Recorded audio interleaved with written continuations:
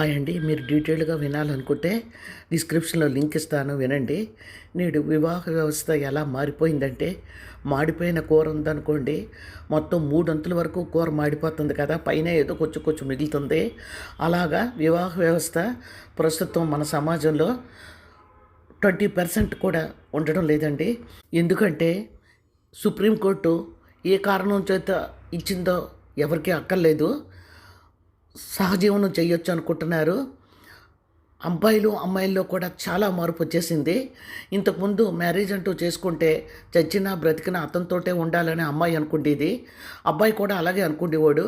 కానీ ఇప్పుడు ఎప్పుడు గొడవలు వస్తాయో, ఎప్పుడు విడిపోదామా, ఎవరికి నచ్చిన వాళ్ళు మళ్ళీ చేసుకోవచ్చు, లేకపోతే సహజీవనం చేయవచ్చు అన్న కాన్సెప్ట్ ప్రజల మధ్యకు వచ్చేసింది.